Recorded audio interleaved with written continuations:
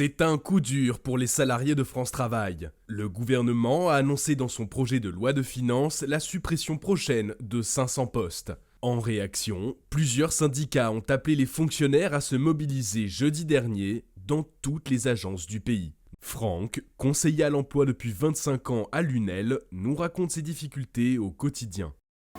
Oui, on constate une détérioration de nos services puisque on est de moins en moins nombreux, on nous retire des effectifs. Les tensions sont de plus en plus présentes puisqu'il y a de plus en plus de précarité auprès des demandeurs d'emploi.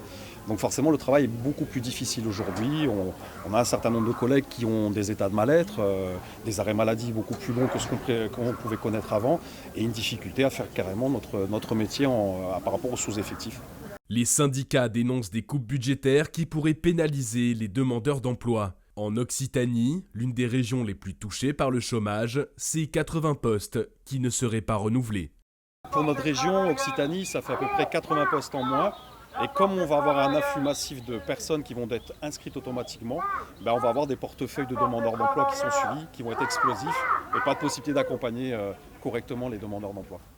Pour l'heure, le projet de loi est suspendu suite à la censure du gouvernement, de quoi laisser un peu de répit. Mais pour Franck, il n'est pas l'heure de baisser les bras. Oui, on n'est pas à l'abri. Pour nous, c'est un premier jour. Il y a d'autres mouvements qui se mettent en œuvre au-delà de France Travail. Il y a la fonction publique aussi aujourd'hui. Et on pense qu'il va y avoir beaucoup de secteurs d'activité qui vont se mettre en mouvement. Et si nous n'obtenons pas gain de cause sur ce que nous demandons, bien évidemment que nous continuerons le mouvement. Un nouveau projet de loi devrait voir le jour pour l'année 2025, mais en l'absence de gouvernement, rien n'est moins sûr pour les fonctionnaires de France Travail. Tous en grève! Tous en grève!